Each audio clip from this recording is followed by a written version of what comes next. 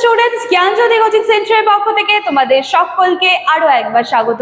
আলোচনা করব আজকে আমরা টাইপস অফ কাউন্সেলিং। সেখান থেকে প্রথম যে টাইপ তোমাদের সিলেবাসে দিয়ে দেওয়া রয়েছে ডিরেক্টিভ টাইপ, এটা নিয়ে কিন্তু আজকে আমাদের ক্লাস বা আলোচনার বিষয়। ক্লাস বা আলোচনার বিষয় শুরু করার আগে এই জায়গাটা আমরা ঝটপট দেখে নিচ্ছি, দেন কিন্তু আলোচনার বিষয়ে আমরা সরাসরি ফিরে যাব।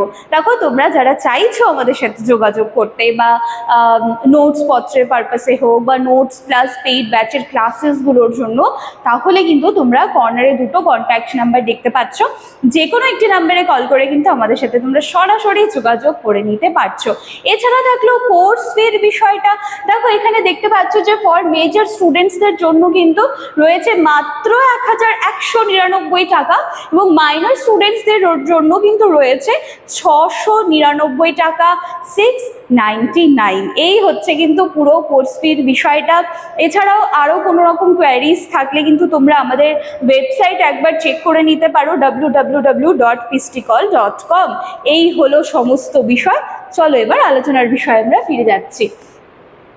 দেখো, তাহলে টাইপস অফ কাউন্সেলিং যেখানে হচ্ছে এই যে টাইপটি কিন্তু দেখবে যে তোমাদের সিলেবাসে কিন্তু অনেকগুলো টাইপ রয়েছে, অনেকগুলো মোটামুটি 3খানা মতো কিন্তু টাইপ রয়েছে। তো একটুখানি তোমরা দেখে নেবে ওটা। তো চলো এটা নিয়ে এবার আমরা আলোচনা শুরু করছি। নির্দেশনামূলক পরামর্শ দান বলছে ডিরেক্টিভ কাউন্সেলিং, বলছে বিস্তারিত আলোচনায় ই.জি. উইলিয়ামসন এই পদ্ধতির কিন্তু জনক। ঠিক আছে, আচ্ছা, বিস্তারিত আলোচনায় যদি আমি যাই তাহলে বলা হচ্ছে যে ই.জি. উইলিয়ামসন এই পদ্ধতির জনক এবং তার মতে পরামর্শদাতার কাজ হলো ছাত্র বা পরামর্শ প্রার্থীর বুদ্ধিবৃত্তিক ক্ষমতার বিকাশ ঘটানো, যাতে সে তার সমস্যাগুলোর সমাধান রয়েছে সেটা কিন্তু করতে পারে। ঠিক আছে, এবার এই যে পদ্ধতি রয়েছে ডিরেক্টিভ পদ্ধতি, তো এখানকার কিছু স্টেপসগুলো রয়েছে। দেখো, এই পদ্ধতির প্রধান ধাপ সমূহ বলছে উইলিয়ামসন এই প্রক্রিয়াটিকে 6টি সুনির্দিষ্ট ধাপে ভাগ করেছেন। 6টি সুনির্দিষ্ট ধাপে ভাগ করেছেন। কি রয়েছে? বিশ্লেষণ।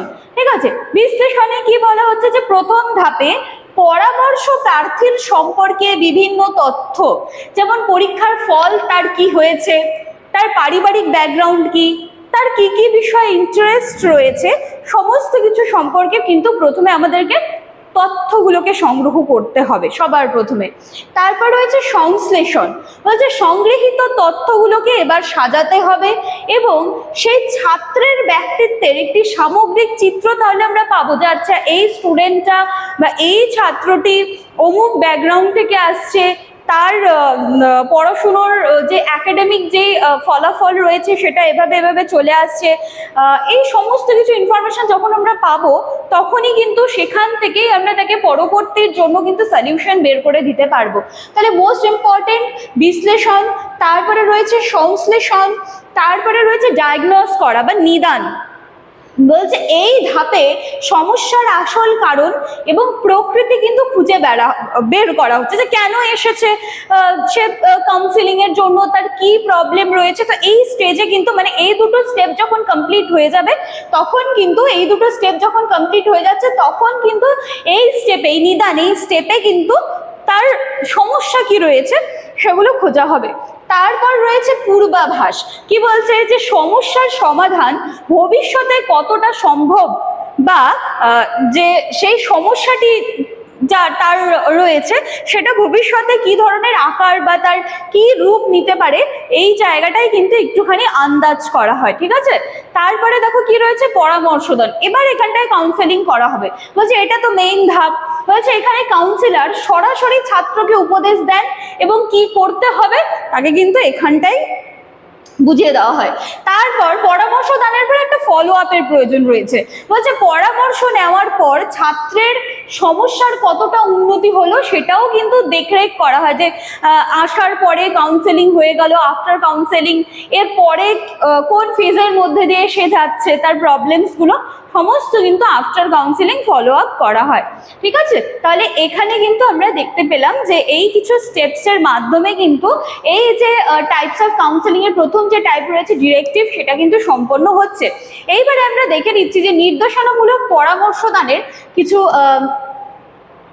বৈশিষ্ট্য দেখো কি বলা হচ্ছে যে এখানে কাউন্সিলররা সব সিদ্ধান্ত নেন, তিনি একজন শিক্ষকের মতন কিন্তু এখানে আচার আচরণ করবেন, শিক্ষক নন কিন্তু টিচারের মতনই কাউন্সিলরও এখানে বিহেভ করবেন।